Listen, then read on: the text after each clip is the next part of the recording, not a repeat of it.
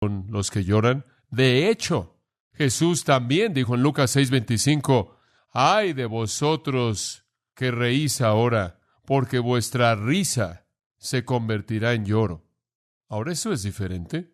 Ay de vosotros los que reís, porque lloraréis. Felices son los que lloran porque recibirán consolación.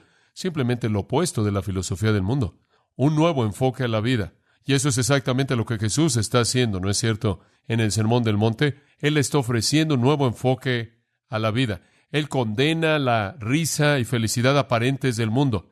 Pronuncia bendición, pronuncia felicidad, pronuncia gozo, paz y consuelo para aquellos que lloran. Dice usted, bueno, John, ¿qué es lo que esto quiere decir? Respondamos esa pregunta en primer lugar y vamos a cubrir 4 preguntas en esta noche y esperamos responderlas. En primer lugar, ¿qué significa bienaventurados o felices, macarios, los que lloran? ¿En qué sentido es eso verdad? Hablemos de esto. En el idioma griego hay 9 verbos diferentes que se usan en el Nuevo Testamento para hablar de tristeza. Este es el más fuerte de los 9. Este es el más severo. Pero el hecho mismo de que hay 9 verbos diferentes en un idioma para expresar el concepto de tristeza es una buena indicación de que es un estilo de vida, que es parte y médula de simplemente vivir. Y de hecho, la historia entera del hombre es la historia de las lágrimas y es la historia de la tristeza. Y por cierto, hemos tenido mucho de ello, pero no hemos tenido nada de lo que está por venir.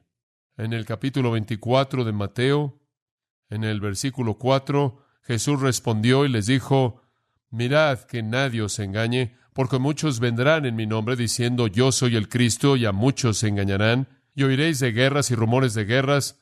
Mirad que no os turbéis, porque todas estas cosas deben pasar, pero aún no es el fin, porque se levantará nación contra nación, reino contra reino, y habrán hambres, pestilencias, terremotos en varios lugares. Ahora, si usted sabe algo acerca de Mateo 24, sabe que Jesús está hablando de un tiempo al final de los tiempos.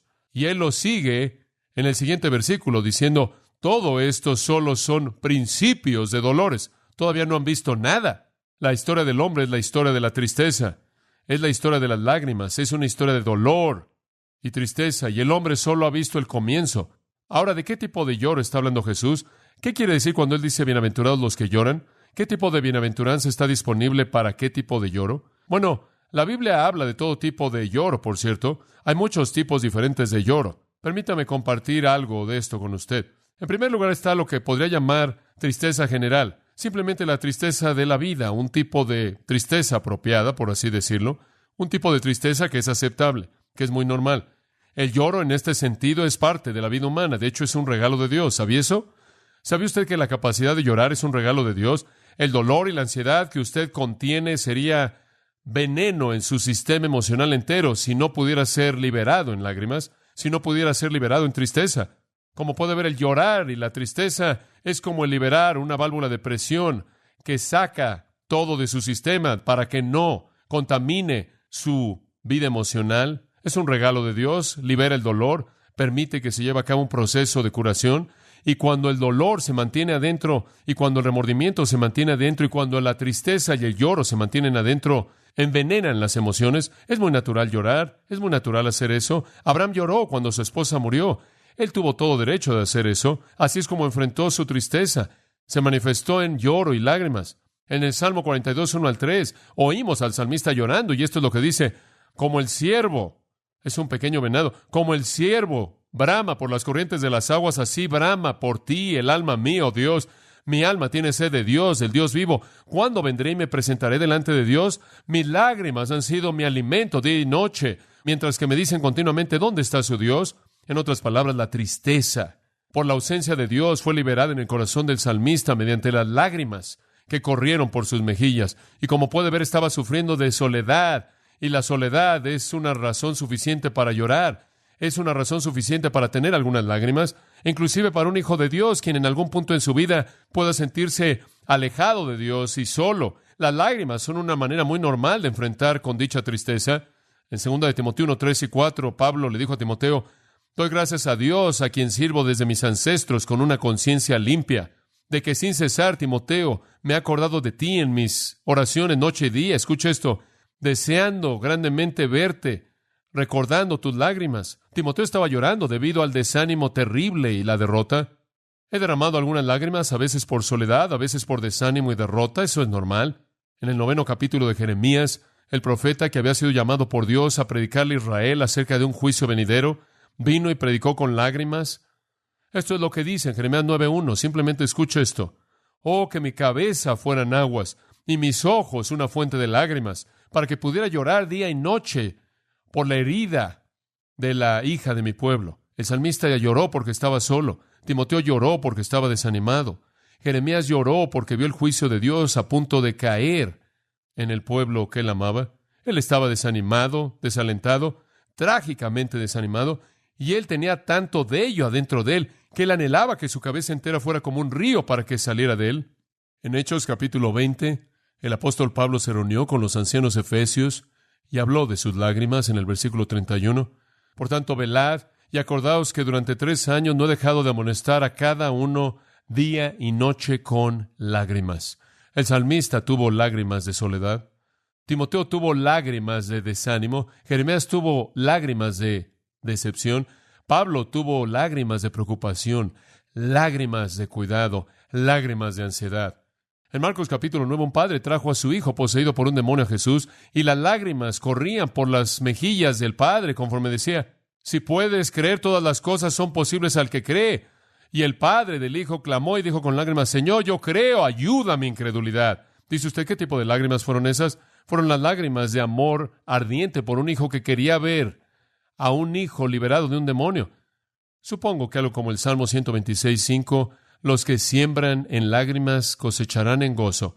El que sale y llora llevando la semilla preciada, sin duda alguna regresará regocijándose. Y en el Salmo 126 está ese amor ardiente por los perdidos que lo hace llorar a usted.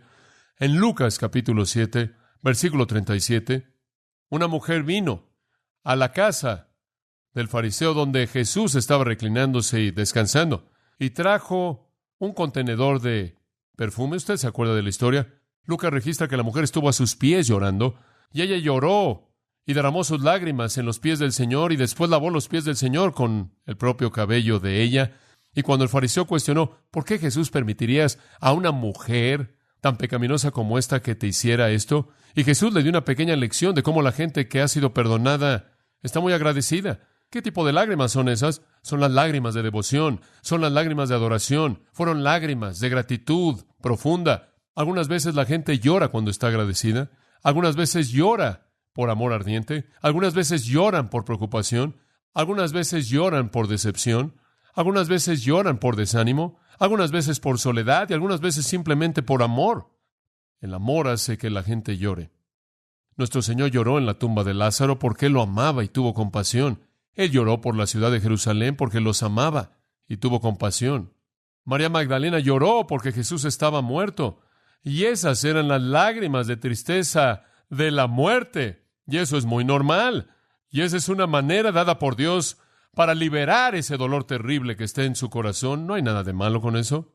Y entonces hay un sentido en el que llorar de una manera muy normal humana puede ser una bendición porque usted libera ese tipo de cosas. Es como si las lágrimas son un regalo de Dios para liberar el dolor, y hay un tiempo para eso. Eclesiastés capítulo 3, tiempo de nacer, tiempo de morir, tiempo de reír, tiempo de llorar. Pero encima de eso hay otro tipo de lloro humano que es diferente. No es apropiado, es impropio, es ilícito. Esto es cuando un hombre llora porque no puede satisfacer su deseo pecaminoso. Es cuando tiene las lágrimas de un deseo malo insatisfecho. Estas son las lágrimas de Amnón. Usted se acuerda de que Amnón en 2 de Samuel 13 lloró y lloró hasta que se enfermó, queriendo contaminar a su propia hermana Tamar sexualmente. También Acab lloró. Él quería la viña de Nabot. Él la codició tanto que dice en 1 de Reyes 21:4 que se acostó en su cama, volvió su rostro y ni siquiera comió pan alguno. Él lloró porque él quería lo que no era de él. Ese es un tipo de lloro ilícito, equivocado. Y después también algunas veces está el lloro el lloro extendido, necio de personas que no pueden dejar algo. Lo ve con mucha frecuencia cuando alguien muere y una persona se convierte literalmente en un problema de emociones. Sucede inclusive en el caso de cristianos. Recientemente escuché de un individuo así quien, de manera coloquial, ha perdido su mente debido a la pérdida de un cónyuge que se fue a estar con el Señor Jesucristo. Ese es egoísmo puro. La tristeza de depresión de alguien que es tan egoísta, que no puede regocijarse en la exaltación del que ama con tanta profundidad. Ahora hay otro tipo de tristeza ilícita, y es la tristeza que es excesiva debido a la culpabilidad. Hay algunas personas que simplemente están en un estado de súper lamento y súper lloro como una manera de expiar su propio pecado. Una buena ilustración bíblica de esto es David. Absalón, recordará usted, había tratado de derrocar a su padre. Lo puede leer en 2 de Samuel, capítulos 15 al 20, y tener la historia entera, pero se la voy a dar rápidamente aquí, de manera resumida. Absalón trató de derrocar a su padre. Absalón era orgulloso, era egoísta, le gustaba de manera particular su cabello, y Absalón tramó derrocar a David, y él tramó derrocarlo, y él expulsó a David de la ciudad, expulsó a su propio padre de Jerusalén. Él se apoderó del palacio y planeó un golpe de estado que aplastaría a las fuerzas de David, y se desató la batalla. Desafortunadamente, para Absalón, su lado perdió y fue matado. David le había dicho a sus soldados, ahora cuando la batalla comience, David dijo en el 18:5 de 2 de Samuel, trátenlo gentilmente por causa de mí, al joven Absalón. Trátenlo bien. Dice usted, ¿tratar bien a un hombre vil, pecaminoso, malo, rebelde? Trátenlo bien. Y cuando a David se le dijo que estaba muerto, él dijo, oh, hijo mío, Absalón, Absalón, mi hijo Absalón, quisiera que Dios me hubiera concedido morir por ti. Oh, Absalón, mi hijo, mi hijo. Ahora, su amor era admirable, su idea era torpe. ¿Quién quiere que Absalón esté a cargo de Israel? La nación necesitaba a David, no al Absalón orgulloso, egoísta. ¿Por qué estaba llorando David así? Porque David estaba lleno de culpabilidad, porque él había sido un padre tan terrible, y su tristeza era una especie de catarsis para lavar su propia alma de sus fracasos obvios. No hay duda en mi mente que la muerte de Absalón fue parte del pago del pecado con Betsabé. Recuerde usted, si regresa a 2 de Samuel 12, Dios le dijo a David, pagarás 4 veces por este pecado. Vive Jehová, dijo él, que el hombre que ha hecho esto ciertamente morirá. Va a tener que hacer restitución cuádruple. Hubieron 4 grandes tragedias que vinieron a David. El bebé murió que le dio a luz Betsabé. Su hija Tamar fue violada pecaminosamente. Su hijo Amnón fue matado y Absalón fue matado. Y el lloro por Absalón fue una especie de expiación. Y en 2 de Samuel 19 nos dice que los soldados, de hecho, estaban avergonzados porque David estaba tan triste. Y Joab dice, percibo que si Absalón hubiera vivido y todos nosotros hubiéramos muerto, ¿te hubiera agradado? Como puede ver, entonces ahí hay un tipo impropio de lloro. Algunas personas dicen, bueno, en general, esta bienaventuranza simplemente es verdad, ¿sabes? Cuando lloras te sientes mucho mejor. La tristeza tiene una especie de crecer en ti y fortalecerte. E inclusive escribimos poemas de esto. ¿Se acuerda usted de ese poema antiguo? Caminé por 1 milla con el placer. Ella platicó conmigo, pero no me dejó más sabio por todo lo que tuvo que decir. Caminé 1 milla con la tristeza y nunca dijo una palabra, pero las cosas que aprendí de ella cuando la tristeza caminó conmigo. Es un poema muy bonito. Los árabes solían decir, todo el sol produce un desierto. La tristeza nos enseña mucho. Es un sentimiento agradable, pero esto no está hablando de eso. No está hablando de la tristeza del mundo, sea lícito o ilícito, en absoluto. Está hablando de una tristeza piadosa que es muy diferente. Quiero que vaya a 2 de Corintios 7 y vea la diferencia. En 2 de Corintios capítulo 7 y versículo 10, el apóstol Pablo nos ayuda a entenderlo. Él dice esto, porque la tristeza según Dios, ahora no es la tristeza del mundo, la tristeza que según Dios produce arrepentimiento para salvación, de lo cual no hay de qué arrepentirse, pero la tristeza que según del mundo produce muerte. Escuche, usted puede llorar hasta que se le caigan los ojos por sus problemas, y puede llorar todo lo que quiera por la soledad, y por el desánimo, y por la decepción, y por amor ardiente, y puede llorar lo que quiera por todas esas cosas, y puede llorar hasta que no pueda llorar más por sus deseos pecaminosos, insatisfechos. Y cuando termine, toda esa tristeza mundana no le va a producir vida. Solo hay un tipo de tristeza que trae vida, y esa es la tristeza piadosa que lo lleva ¿a qué? Al arrepentimiento. Por lo tanto, concluimos que es tristeza, ¿por qué? Por el pecado, eso es lo importante. Ese es el fondo. Es tristeza piadosa, tristeza por el pecado. La tristeza del mundo es inútil, produce muerte, mientras que la tristeza piadosa produce arrepentimiento, lo cual produce salvación, lo cual produce consuelo. Esa es la idea, esa es la clave. La tristeza piadosa está ligada al arrepentimiento, y el arrepentimiento está ligado al pecado.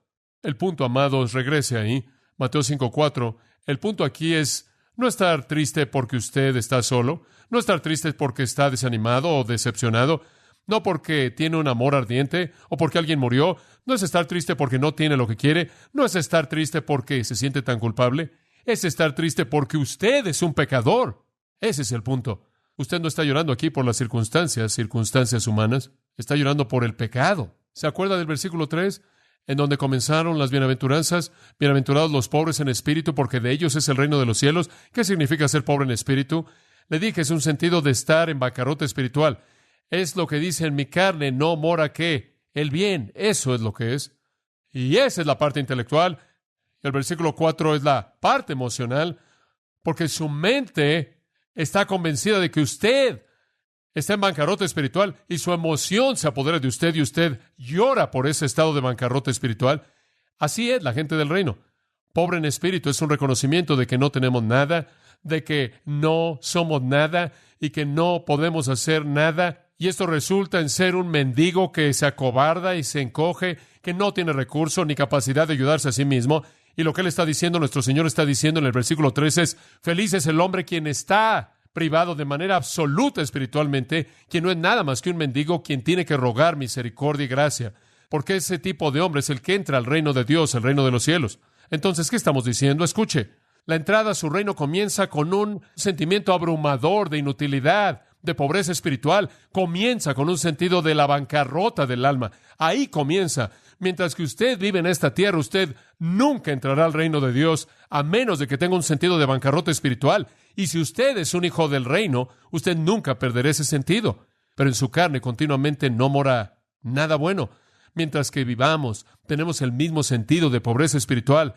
Si no estuvo ahí desde el comienzo, usted no es un cristiano. Si no está ahora, es cuestionable si usted es cristiano, porque es parte del pueblo del reino.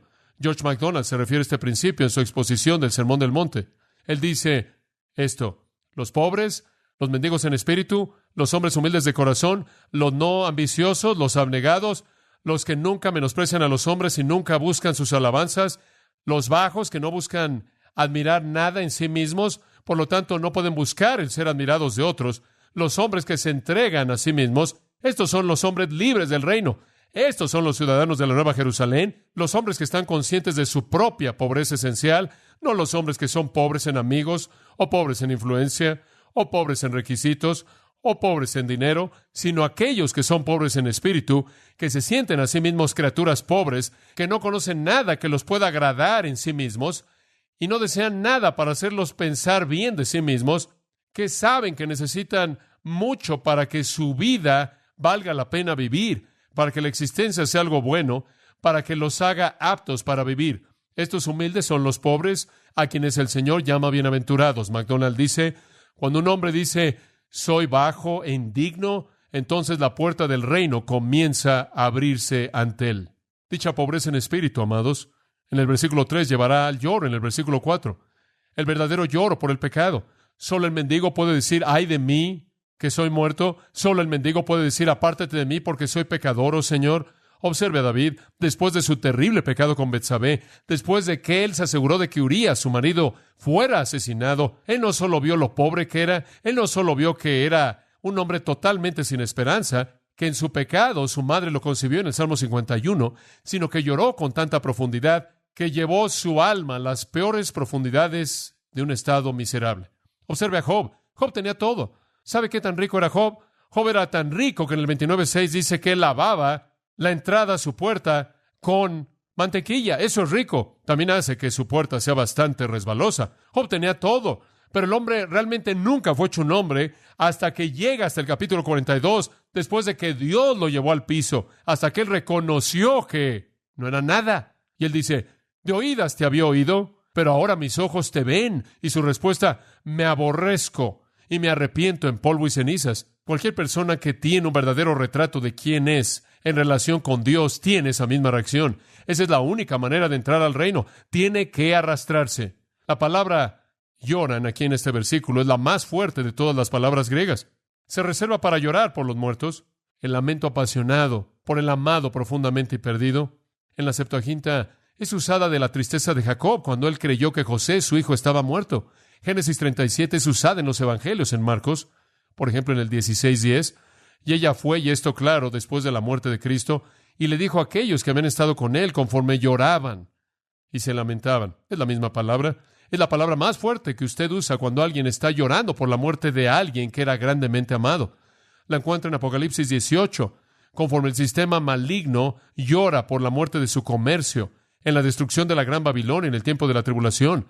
Ahora, permítame decir algo más acerca de este concepto, de esta palabra en sí misma. La palabra expresa la idea de una agonía interna, no solo un lloro externo. Hay otra palabra griega que solo tiene que ver con gritar, un lamento. Este es un dolor profundo interno. La vemos con David. Si usted regresa al Salmo 32, permítame tan solo leerle unos cuantos versículos. Salmo 32:3. Cuando guardé silencio, mis huesos se envejecían mediante mi gemir todo el día. Y usted sabe, cuando David no confesó su pecado a Dios, simplemente lo despedazó, simplemente lo comió desde adentro. Día y noche tu mano estuvo sobre mí. Mi humedad o mis jugos vitales, la sangre, los jugos linfáticos y todas esas cosas, la saliva y todo lo demás en el cuerpo, se volvió en sequedad de verano. Dice, su persona entera fue simplemente aplastada. Y después él dice, reconocí mi pecado, mi iniquidad, no te escondí. Dije, confesaré mis transgresiones al Señor, y tú perdonaste la iniquidad de mi pecado. En el Salmo 51, reflexionando en el mismo pecado con Betsabé, él dijo, ten misericordia de mí, oh Dios, según tu misericordia, según la multitud de tus misericordias, borra mis transgresiones, lávame de mi iniquidad, límpiame de mi pecado, porque yo reconozco mis transgresiones y mi pecado está siempre delante de mí. No lo puedo quitar de mi vista, no lo puedo sacar de mi mente. Versículo 10, crea en mí, oh Dios, un corazón limpio, renueva un espíritu recto dentro de mí. No me eches de tu presencia y no quites tu Espíritu Santo de mí. Restáurame el gozo de tu salvación y tu Espíritu bueno me sustente. Escuche, cuando él lloró su pecado y confesó su pecado, él fue limpiado. Esa fue una actitud totalmente diferente. ¿Y sabe lo que él dijo en el Salmo 32? Cuando lo sacó todo, él dijo, bienaventurado, feliz. Feliz es el hombre que llora, porque feliz es aquel cuya transgresión ha sido perdonada, cuyo pecado es cubierto. Feliz es el hombre a quien el Señor no acusa de iniquidad. ¿Sabe por qué los que lloran están felices? Porque los que lloran por el pecado son los únicos que, ¿qué? Son perdonados. El resto del mundo tiene que vivir con esa culpabilidad de manera interminable, sin alivio. Amados, permítanme decir esto. La felicidad no viene en el lloro, viene en lo que Dios hace en respuesta al lloro. Así como usted trate como cristiano de mantener en su vida el pecado y lo acumula y simplemente va a ver cómo lo arruina. Usted lo confiesa y ve la libertad y el gozo que viene en el perdón. Escuche, David había experimentado las lágrimas de la soledad. David había experimentado las lágrimas del rechazo. Él había experimentado las lágrimas de la frustración, las lágrimas del desánimo y la decepción. Él había experimentado las lágrimas de la derrota. Él inclusive había experimentado las lágrimas ilícitas de su propia culpabilidad cuando él trató de expiar por su propio pecado. Pero nada jamás rompió el corazón de David y lo llevó a lágrimas como su propio pecado. Y después Dios lo consoló y le dijo, feliz es el hombre cuya transgresión es perdonada. Felices son los tristes. ¿Sabe lo que el mundo dice? Olvídate de tus problemas y sonríe, sonríe, sonríe. Y la Biblia dice, llora, llora, llora. Observe Santiago capítulo 4. No hay suficiente de esto. En nuestras vidas no hay suficiente. Santiago 4:8 dice esto, y quiero que lo escuche. Acercaos a Dios, y Él se acercará a vosotros. Pecadores, limpiad las manos, y vosotros los de doble ánimo, purificad vuestros corazones. Ahora escucha el versículo 9. Afligíos y lamentad y llorad. Vuestra risa se convierte en lloro y vuestro gozo en tristeza. Humillaos en la presencia del Señor, y Él os exaltará. Escuche, no hay una palabra más importante que le pueda dar al cristianismo de nuestro día que comience a llorar en lugar de reírse. Entristece mi corazón el ver la frivolidad y la necedad y la torpeza que se lleva a cabo en el nombre del cristianismo. Tengo una palabra para esas personas. Mi palabra para esas personas es esta: afligíos y lamentad y llorad. Que su risa se convierta en lloro y su gozo en tristeza. Escuche, nadie jamás entró al reino de Dios quien no lloró por su propia pecaminosidad. Y usted no puede verificarme que usted es un cristiano verdadero o a nadie más, a menos de que a lo largo de su vida haya el mismo sentido de tristeza por el pecado en su propia vida. Ahora, no me importa estar feliz porque estoy perdonado, pero no puedo disfrutar esa felicidad hasta que haya enfrentado mi pecado. Un hijo de Dios es alguien quien está quebrantado constantemente por la pecaminosidad. ¿Sabe una cosa? Es difícil para mí estar contento como antes. Realmente lo es. Solía estar mucho más feliz antes que ahora. Sé demasiado como para estar feliz. Ezequiel dijo esto, Ezequiel 21. Una espada ha sido afilada. ¿Debemos entonces hacer mirra? Él dijo, debemos estar riendo y bromeando. Una espada ha sido afilada y está desenvainada. En otras palabras, Dios está listo para implementar un juicio eterno. ¿De qué nos estamos riendo? ¿No es una broma? En Isaías 22:12 vemos una palabra adicional que habla de lo mismo. Y en ese día, Jehová, Dios de los ejércitos, llamó a lloro y a lamento y a vestirnos de cilicio. Él estaba presentando un retrato de juicio que estaba por venir en Jerusalén. Él dice, deberían estar llorando. Y versículo 13, aquí, ¿qué es lo que él vio? Gozo y felicidad, matando bueyes, matando ovejas. En otras palabras, tuvieron una gran fiesta, un festín, estaban tomando vino. Comamos y bebamos porque mañana moriremos. Y fue revelado en mis oídos por Jehová de los ejércitos. Ciertamente esta iniquidad no será limpiada de ustedes hasta que mueran. ¿Por qué? Porque mientras que usted esté riéndose acerca de esto, nunca conocerá su limpieza. ¿Se da cuenta? ¿Se ríe cuando usted ve algo malo? ¿Se ríe cuando la maldad es presentada en su televisión? ¿Se ríe cuando usted oye algo acerca de alguien haciendo algo malo? ¿Se ríe de bromas que hablan de impiedad? ¿Acaso son cosas dignas de reírse? Proverbios 21:14 dice, algunos se deleitan en la perversidad de la maldad. Segunda de Tesalonicenses 2:12 usa la pequeña frase, se regocijan en la iniquidad. ¿Usted hace eso? ¿Sabe una cosa? Realmente creo que la iglesia en la actualidad tiene un sentido defectuoso del pecado, tiene una doctrina defectuosa del pecado. Tantas personas creen que la vida cristiana es una broma, que la iglesia es algo de lo que usted se burla, que si usted se ríe de ello. Y hay personas que se han presentado a sí mismas como críticos de la iglesia, quienes hacen una sátira de la iglesia como si fuera una broma, como si fuera algo de lo que hay que reírse. Pasan todo el tiempo pensando en maneras chistosas de comentar acerca del cristianismo. Nos vestimos de nuestra frivolidad cristiana. No estoy en contra de divertirme, usted sabe eso. Creo que el Antiguo Testamento es muy claro cuando dice, un corazón alegre hace bien como una medicina. Pero ¿sabe una cosa? Estamos tan desequilibrados que hemos perdido todo sentido de esto, ¿no es cierto? La gente dice, este movimiento carismático es el avivamiento más grande que jamás he visto. Escuche, nunca he visto tanta frivolidad y torpeza en mi vida, y eso está muy lejos de llorar. La convicción del pecado debe preceder a la conversión y debe seguirla. Ese es el camino a la bienaventuranza. Y me sorprende que algunos cristianos pasan su vida entera tratando de encontrar felicidad y buscan alguna consejería y lo leen en algún libro, el secreto cristiano de una vida feliz, y realmente tratan de encontrar todo esto, y lo que realmente necesitan hacer es llorar, porque ese es el camino a la felicidad. Ahora, cuando usted está en bancarrota espiritual, y cuando usted es un pecador, usted puede responder de varias maneras. En primer lugar, puede negarlo, como los fariseos, y simplemente vivir con una vida de fachada, y vivir una vida de engaño, y hacer que todo el mundo crea que realmente usted es perfecto. O, cuando usted enfrenta su bancarrota espiritual, puede admitirlo y después trata de cambiarse a sí mismo diciendo, hombre, voy a cambiar por mí mismo, voy a ser una mejor persona, reforma moral. O puede admitirlo y después estar tan triste que usted sale y se cuelga como Judas. Simplemente no puede hacerlo. Usted es un pecador, lo sabe y no puede enfrentarlo. Un joven en nuestra iglesia ha estado aquí desde que yo llegué aquí. Hace 2 días atrás, ayer, tomó una pistola y se mató. Se encontró su cuerpo. Él sabía que era un pecador, claro. No pudo enfrentarlo. Su desánimo fue tan profundo que se quitó la vida. Entonces puede negarlo, puede vivir con una vida de farsa, puede admitirlo y tratar de cambiarlo por sí mismo, y puede admitirlo y hundirse en el desánimo, o puede admitirlo y volverse a Dios para encontrar gracia y misericordia. Y la última alternativa es la correcta. ¿Qué hizo el hijo pródigo cuando estaba ahí comiendo con los cerdos?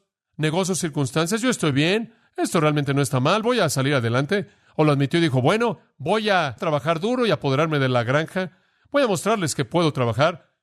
O lo admitió y el desánimo simplemente lo ahogó. No, él hizo lo correcto. Él lo admitió y después regresó al Padre, en donde la fuente de gracia y misericordia se encontraba. Él lloró. La salvación viene por arrepentimiento, viene por llorar y Dios lo demanda. Realmente creo que hay muchas personas en este mundo que creen que son cristianas, pero no vinieron a Cristo con un espíritu de bancarrota, llorando por su pecado, y esa es la única manera en la que usted entra. Y si no es verdad en su vida en este momento, cuestiono si jamás llegó a ser salvo. Y sabe una cosa, es sorprendente cuando alguien le dice a alguien en círculos cristianos, en la mayoría de los casos, ¿eres cristiano? Van a decir, sí. Bueno, ¿cómo sabes? Y la mayoría de las veces van a decir, bueno, me acuerdo cuando pasé al frente, o me acuerdo cuando, en otras palabras, la base entera de la certeza de que son cristianos se basa en el pasado. No, el Nuevo Testamento nunca habla de eso.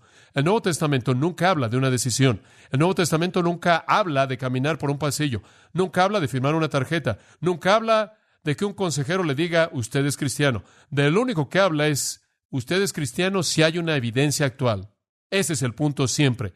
Y en 2 Corintios 12:21, no sea que cuando venga de nuevo mi Dios me humilde entre vosotros y llore por aquellos que ya pecaron y no se han arrepentido de su inmundicia y fornicación y lascivia que han cometido. El querido Pablo dice, si ustedes no van a llorar, entonces lo único que me queda es llorar por ello. Dios demanda arrepentimiento. Él demanda un reconocimiento de pecado. No estoy hablando de revolcarse en la autocompasión.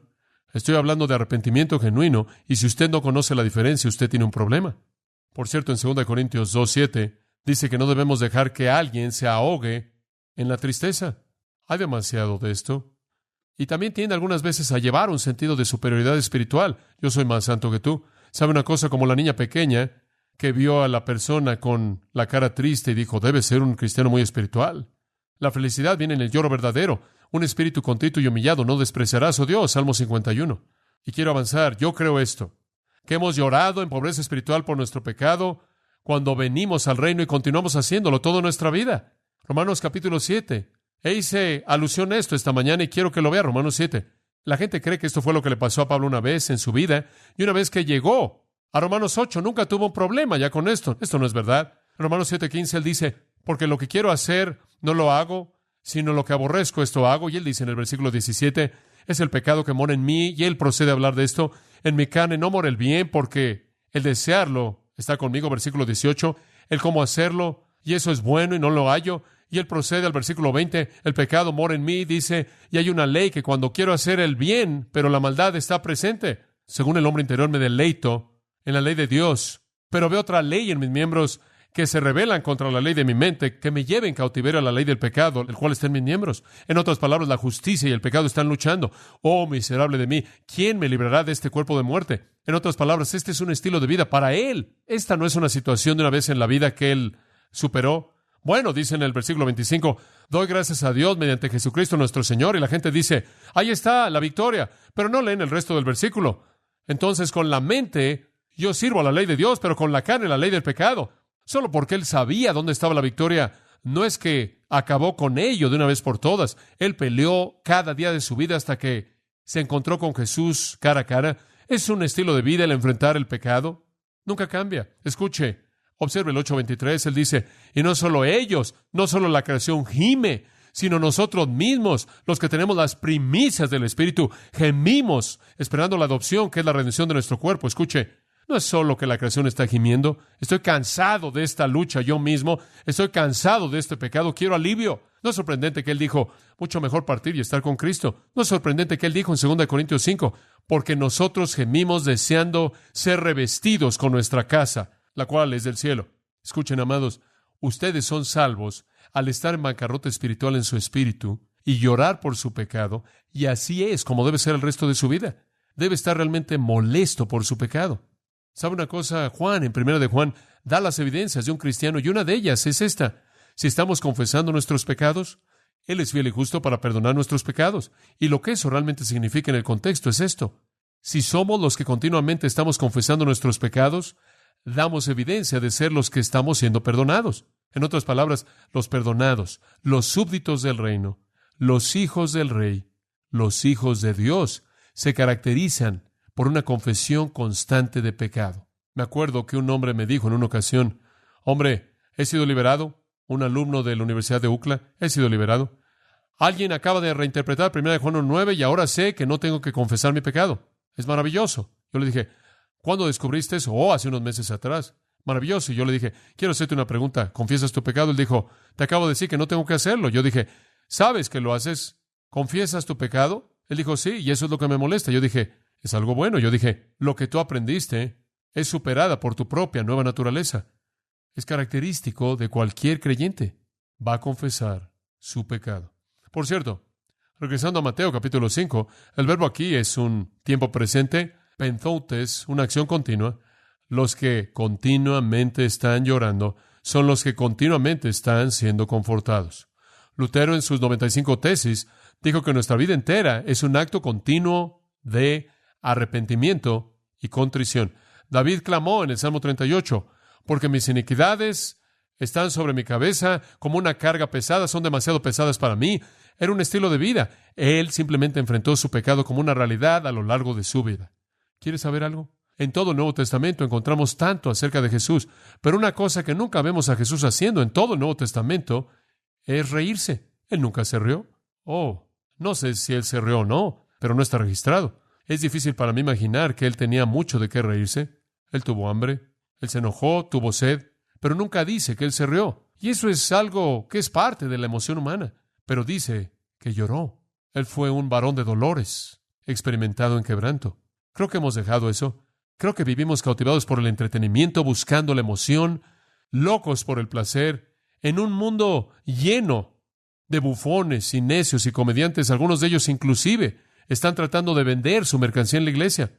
¿Sabe que la otra noche vi en un programa de televisión cristiana a un hombre que fue presentado como el comediante cristiano más importante? ¿Quién necesita eso? Eso es lo que significa. Usted entiende ahora, ¿no es cierto?, lo que significa llorar por su pecado. ¿Cuál es el resultado de esto? Segunda pregunta. Estas van a ser más cortas. Y no dije todo lo que quería decir tampoco acerca de eso. ¿Se da cuenta de que usted escucha la punta del iceberg semana tras semana? Vivir con esa frustración es muy difícil. ¿Cuál es el resultado de llorar? Dice usted, bueno, ¿qué es lo que recibo? Lloro, estoy triste por mi pecado. ¿Qué es lo que recibo? Consuelo. Consuelo. Por cierto, como dije antes, los que lloran no son bienaventurados porque lloran. Los que lloran son bienaventurados porque son confortados. Usted no llora, usted no es consolado. Usted simplemente trata de esconder su culpabilidad y lo consume. No hay felicidad en la tristeza del mundo porque no puede ser consolado. Y por cierto, usan el pronombre enfático autoi aquí, lo cual significa bienaventurados los que continúan llorando porque solo ellos serán consolados. Solo los que lloran conocen el consuelo de Dios. Únicamente son solo aquellos que lloran por el pecado que saben lo que es que sus lágrimas sean secadas por la mano amorosa de Jesucristo. Ellos recibirán consolación. Paracaleo, de la cual obtenemos Paracleto, el que es llamado al lado para ayudar, al que Jesús se refirió, el Consolador. Por cierto, la Biblia nos dice que Dios es un Consolador. Salmo 35, Salmo 50, 15, Isaías 55, 6 y 7, Miqueas 7, 18 al 20 y más, habla del consuelo que Dios nos da.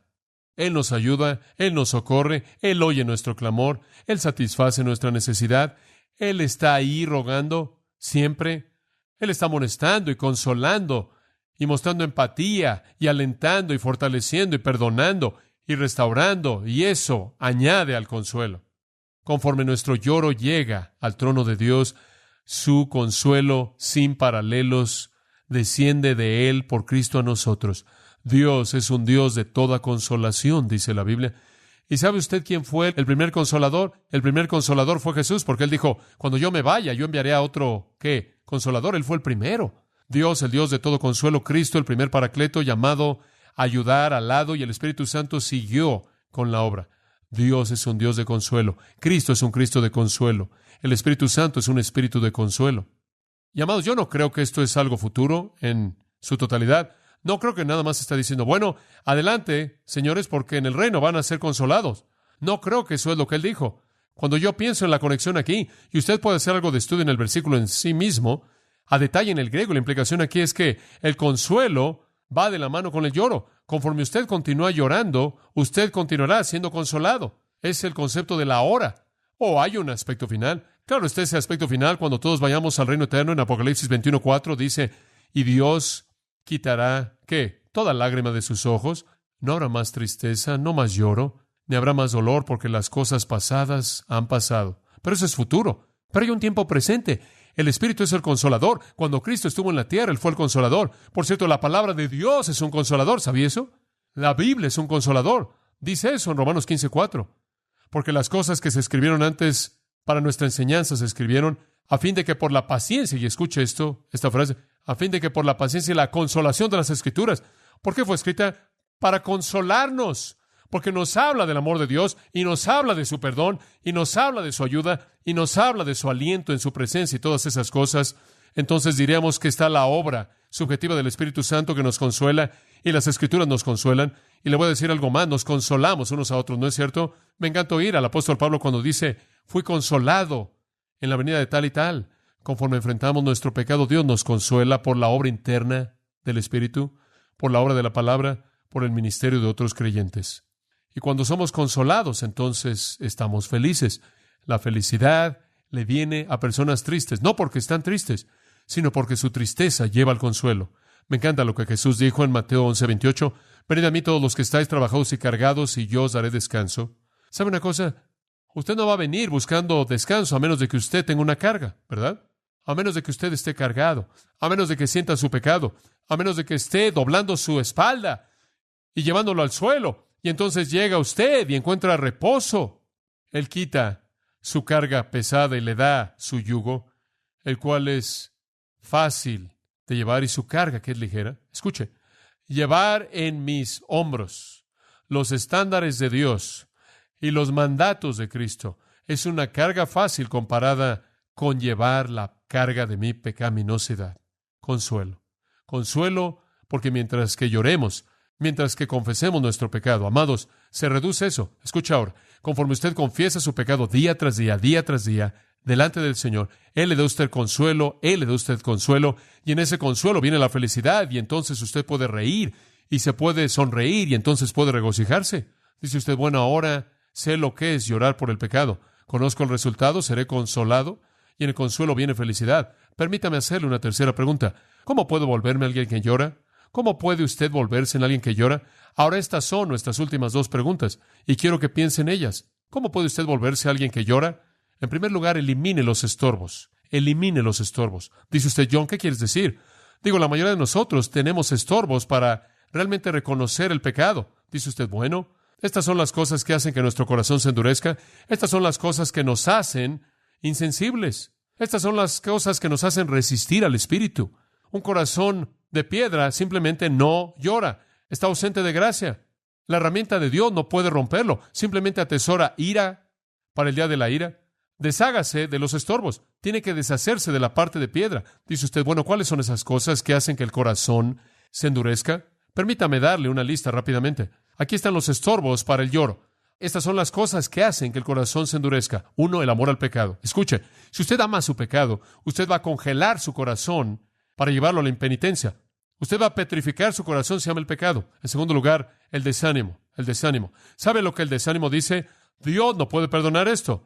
Subestima el poder de Dios, minimiza la sangre de Cristo, denigra la gracia de Dios. Es denigrar a Dios de la realidad de quién es Él. Jeremías 18:12. Dijeron, no hay esperanza, entonces haremos lo que nosotros queremos y todos haremos lo que quiere nuestro corazón. En otras palabras, de cualquier manera Dios no puede hacer nada con nosotros. Estamos más allá de la esperanza, entonces disfrutemos. Este es el lenguaje del desánimo, y el desánimo esconde la misericordia detrás de la ignorancia. Esconde la gracia detrás de la duda. Escuche, no me importa qué tan malo sea. No me importa qué tan malo sea usted. La gracia de Dios es capaz de alcanzarlo usted, de cambiarlo. Uno de los estorbos para el lloro es el amor al pecado. El otro es el desánimo, que quiere esconder la misericordia de Dios detrás de la nube de la muerte. En tercer lugar, el orgullo. Otro estorbo para el lloro es el orgullo. Y eso dice, bueno, no estoy tan mal. No me conoces y crees que debo estar triste. Estoy bien. De hecho, soy bastante bueno. Este es un doctor necio tratando una enfermedad mortal como si fuera una gripa. Escuche, si Jesucristo tuvo que derramar su sangre y morir en una cruz por su pecado, usted es malo. Usted realmente es malo. Y yo también. Y por cierto, si usted cree que no es malo, está peor que el resto de la gente, porque ese es el peor pecado de todos. Entonces el amor al pecado, desánimo y orgullo son estorbos. Y también la presunción, número 4. ¿Sabe lo que es la presunción? Eso es gracia barata. Bueno, tú sabes. Yo en una ocasión dije que quería a Jesús en mi corazón y caminé por el pasillo y me bauticé. ¿De qué me tengo que preocupar? Simplemente voy a seguir haciendo lo que yo quiero y voy a estar bien. No necesito confesar mi pecado. Me molesto por esto, como el hombre del que le conté esta mañana, que dijo el otro día, no tienen que cambiar nada en tu vida, simplemente recibe a Jesús y vas a estar bien, Él lo va a limpiar. Isaías 55:7 dice, deje, Él limpió su camino y vuelvas a Jehová, y Él tendrá de él misericordia, y al Dios nuestro que será amplio en perdonar. Y si el impío no deja su camino, hay razón para creer que no ha recibido perdón. Usted nunca presuma. No hay algo así como la gracia barata. No hay licencia. Entonces el amor al pecado, el desánimo, orgullo, presunción. Número 5. Otra cosa que estorba el ser alguien que llora es la espera negligente. Bueno, voy a llegar a hacer eso. Uno de estos días voy a ver mi pecado y realmente voy a corregirme. ¿Quieres saber algo? Podrá ser muy tarde. Santiago 4:14 dice, ¿no sabéis que vuestra vida es como neblina que aparece por un poco de tiempo y luego se desvanece? Y antes de que comience a hablar de mañana, más vale que reconoce que no habrá un mañana. No sea un necio, escuche. Entre más pronto se enfrente la enfermedad, más pronto el consuelo viene y con ello la bienaventuranza. Y si usted nunca lo enfrenta, usted pasará una eternidad sin Dios. No se espere. Bueno, ¿cuáles son los estorbos? El amor al pecado, el desánimo, el orgullo, la presunción, el esperar de manera negligente. Voy a añadir una más. La risa, la risa. Dice usted, ¿qué quieres decir con eso? Quiero decir que hay algunas personas que simplemente no quieren enfrentar de manera realista la vida. Simplemente quieren reírse todo el tiempo. Simplemente una fiesta grande, siempre y cuando la fiesta pueda continuar. Nunca van a tener que enfrentar el asunto, el problema. Escuche esto, Amós 6:5. Él habla de estos injustos. Él dice, realmente es un ay. Ay de aquellos que cantan al canto del arpa e inventan para sí mismos instrumentos de música como David. Beben vino en contenedores, en otras palabras, una copa no es suficiente. Tienen que tomar un contenedor, un plato hondo, y se ungen a sí mismos con los principales ungüentos, pero no llorarán por la aflicción de José. Serán llevados cautivos con los primeros que sean capturados. Los necios que se ríen cuando no hay causa de risa. No hay lugar para la risa, no hay razón para ella. Deberían estar en tristeza. En Job 30:31 de nuevo, este estorbo es indicado. Mi arpa se ha convertido en lloro y mi flauta en la voz de aquellos que lloran. En otras palabras, a nuestro mundo le encantan las fiestas y la música. Y sabe una cosa, una de las primeras cosas que Dios va a hacer cuando todo esto sea derribado y la tribulación venga, es apagar toda la música. ¿Sabía usted que en Apocalipsis 18 toda la música se va a detener? La gente va a tener que enfrentar la realidad. Apague la radio de vez en cuando. Esto le va a ayudar a reconocer lo que realmente está pasando en su interior. Bueno, amor al pecado, desánimo, orgullo, presunción, espera negligente, risa. Estos son los estorbos. Dice usted, bueno, John, ¿cómo te deshaces del estorbo? Bueno, una manera es ver la cruz. Si usted está jugando con todas estas cosas y no entiende la importancia de la cruz, usted no entiende lo que Cristo hizo. Usted ve a Cristo muriendo por usted. Si eso no quebranta su corazón de piedra, no sé qué lo va a romper. Cristina Rossetti escribió esto. Soy una piedra y no una oveja que puede estar de pie, oh Cristo, debajo de tu cruz, contar gota a gota tu pérdida lenta de sangre y sin embargo no llorar. No para esas mujeres que te amaron con una tristeza excesiva que se lamentaron por ti. No como Pedro, quien cayó y lloró amargamente. No como el ladrón que fue conmovido. No como el sol y la luna que escondieron sus rostros en un cielo oscuro. Un horror de gran oscuridad. A mediodía, yo solo. Sin embargo, busco tu ayuda. Verdadero pastor del rebaño, más grande que Moisés, vuélvete y ve una vez más y golpea una roca. Escuche, si usted tiene estorbos en el camino, vea la cruz, véala de cerca y vea cuánto necesita Jesucristo, cuánto necesita enfrentar su pecado, vea lo que le costó. Entonces, en primer lugar, quite los estorbos. En segundo lugar, estudie el pecado en las Escrituras. Estúdielo. David dijo, mi pecado está siempre delante de mí. Estudia a David. Estudia a Isaías, quien dijo, ay de mí porque soy hombre inmundo y vivo en medio de un pueblo de labios inmundos. Estudia a Jeremías, quien lloró por el pecado. Estudia a Pedro, quien dijo, apártate de mí que soy pecador. Estudia a Pablo, quien dijo, yo soy el primero de los pecadores. Y escúchelos hablar acerca de su pecaminosidad. Y después, cuando haya comparado su vida con el hombre más grande que jamás vivió, trate de convencerse a sí mismo que usted no es pecador.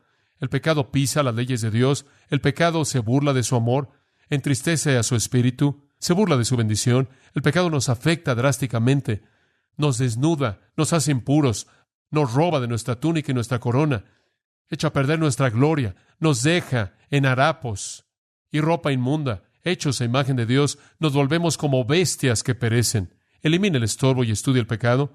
En tercer lugar, ore por un corazón contrito. Después de todo, solo Dios puede hacer eso, y Él no va a desechar al que realmente pide. Entonces, ¿qué significa?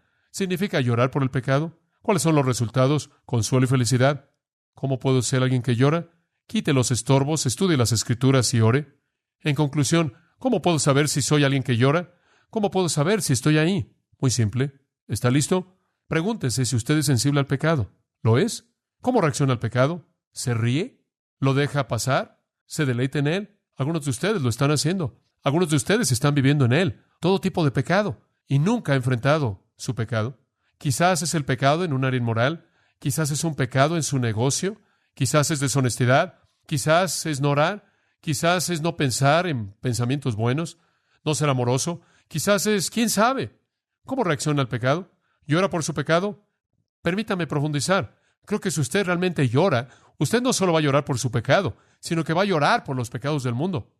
¿Sabe lo que veo en Jeremías? Jeremías clamó y dijo, ¡oh, que mi cabeza fuera fuente de aguas y que pudiera llorar y llorar!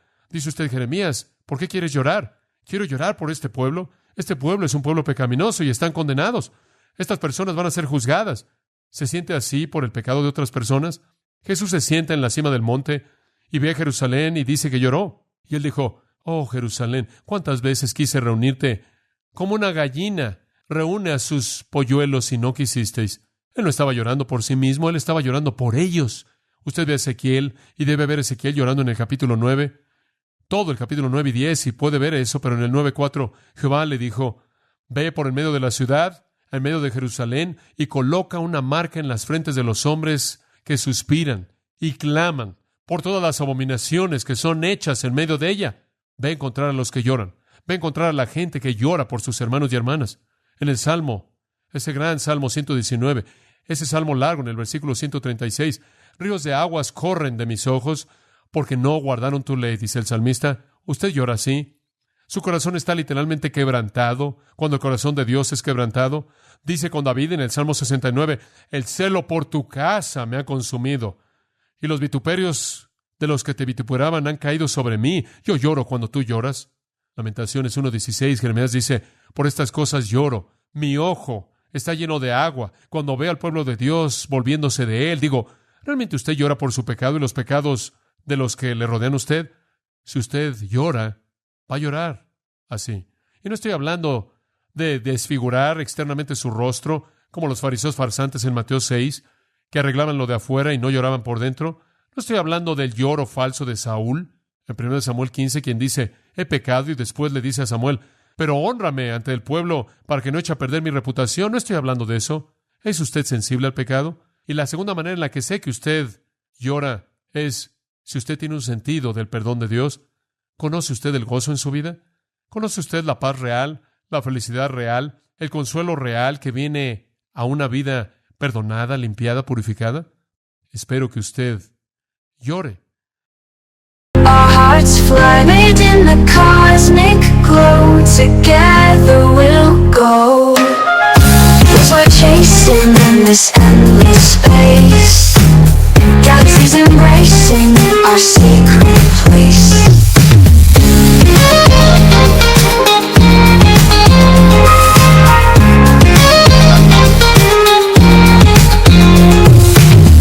Guitar strings hum with a starry embrace.